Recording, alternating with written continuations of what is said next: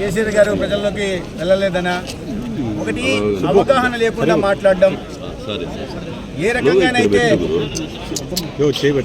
ధరణి కార్యక్రమం తీసుకొచ్చి ఒక భూ మాఫియాను తెలంగాణలో ప్రారంభం చేశారో, అదేవిధంగా గుడ్ మార్నింగ్ ధర్మవరం పేరుతో మాజీ ఎమ్మెల్యే సందులు గొంతులు తిరిగి భూ కబ్జాలకు ప్రభుత్వ కానీ ప్రైవేట్ కానీ అసైన్డ్ కానీ ప్రజల ఆస్తుల్ని ఆక్రమించుకున్న, చివరికి చెరువులను కొండలను కూడా కబలించిన విషయం పాపం కేటీఆర్కి తెలిసినట్టు లేదు. అంటే మీ మిత్రులను బట్టి మీరు ఎటువంటి వారో అర్థమవుతుంది. సరే, ఈయన కేతిరెడ్డికి ఆయనతో ఉన్న మిత్రత్వం గురించి ఈయన ఎటువంటి వాడో, తెలంగాణను మొత్తం దోచేసిన కేటీఆర్కి ఇటువంటి మిత్రులు ఉండడం బట్టి, అంటే దొంగలు ఊళ్ళు పంచుకున్నట్టుగా తెలంగాణలో మీరు, ఆంధ్రప్రదేశ్లో జగన్మోహన్ రెడ్డి, ధర్మవరంలో కేతిరెడ్డి వీళ్ళందరూ కలిసి భూ కబ్జాలకు పాల్పట్టు ప్రజా కంటకులుగా మారి ఇవాళ ఓటమి తర్వాత మేము ప్రజల్లోకి వెళ్ళాం, మేము మంచి చేశాం, మీరు మంచి చేసి ఉంటే ప్రజల్లోకి వెళ్ళిన వాస్తవం అయిండొచ్చు. కానీ దేనికోసం వెళ్ళారు? మంచి చేయడానికి వెళ్ళారా, ప్రజల్ని పీడించడానికి వెళ్ళారా? ప్రజల్లోకి వెళ్తున్న సందర్భంగా సందులు గొంతులు తిరుగుతున్న సందర్భంగా ఎక్కడ ఖాళీ స్థలాలు ఉన్నాయి గుర్తించడానికి వెళ్ళారా, ప్రజా సమస్యలు తీర్చడానికి వెళ్ళారా?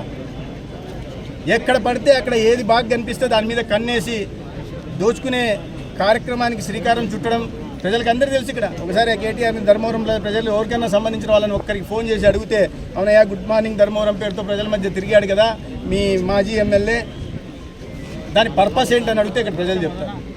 అందుకని ఇటువంటి మాటలు మాడుతున్నప్పుడు ఒకసారి ఆలోచించుకొని మాడాల్సిన అవసరం ఉంది.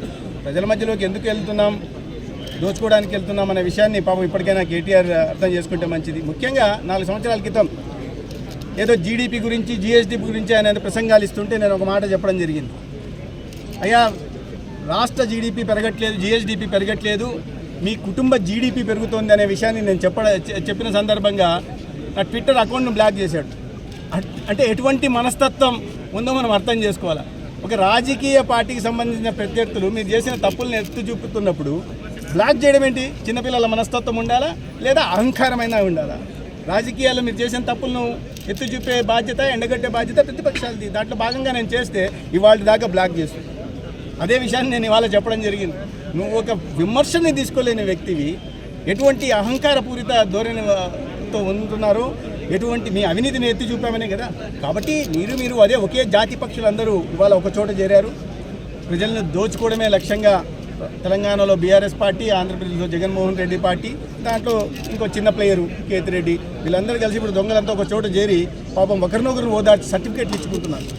సర్టిఫికేట్లు ఆయన మంచోడు, ఈయన తిరిగాడు, ఆయన తిరిగాడు, ప్రజలు నవ్వుతున్నారు మిమ్మల్ని చూసి.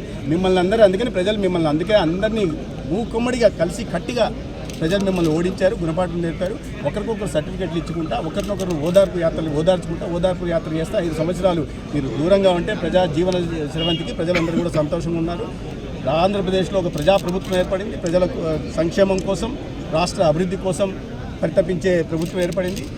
తలసరి అప్పును కాకుండా తలసరి ఆదాయాన్ని పెంచే ప్రజాప్రభుత్వం వచ్చింది. కేంద్రంలో, రాష్ట్రంలో ఎన్డీఏ ప్రభుత్వాలు, ఆంధ్రప్రదేశ్కు మంచి రోజులు వచ్చాయి.